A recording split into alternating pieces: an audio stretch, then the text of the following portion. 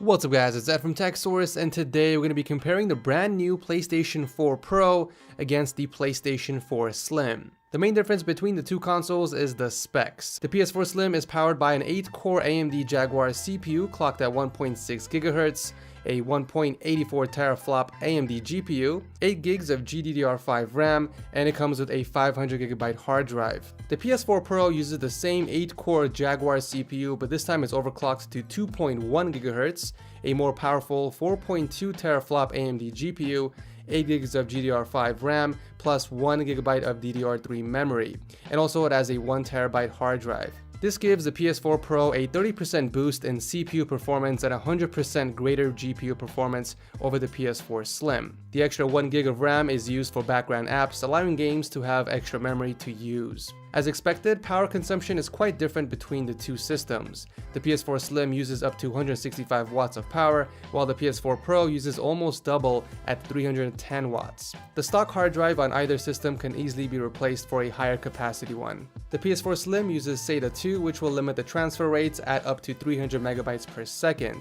The PS4 Pro uses the newer SATA 3 connection, which ups the maximum transfer speed up to 600 megabytes per second. This allows the PS4 Pro to take advantage of the speed increases provided by most SSDs. Both consoles feature a Blu-ray disc drive, plus Ethernet, Bluetooth, and a 5 GHz Wi-Fi connectivity. The PS4 Slim features two USB 3.1 Gen 1 ports and is HDR capable. The PS4 Pro adds an extra USB port, an optical audio port, and can support 4K in addition to HDR. The DualShock 4 controller included with each system is also slightly upgraded. The controller can now be used over USB to reduce lag, and the touchpad can now display a portion of the light bar as well. Each system shares a similar layered design, with the PS4 Pro being larger in every dimension.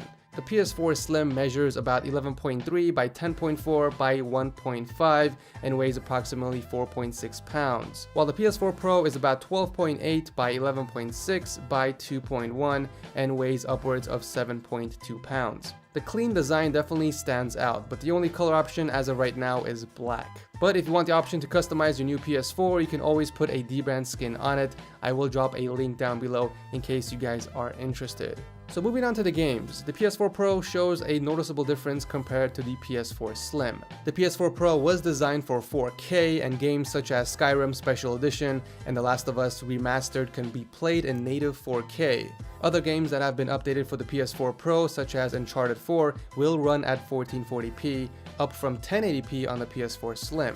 Games on the PS4 Pro also look better even on a 1080p display. In this case, any game that receives a Pro patch will downsample to 1080p. Some games will even get you extra visual advantages such as improved textures and better frame rates. Any game that has not been updated will play the same as it does on the PS4 Slim, with the exception of being upscaled to 4K.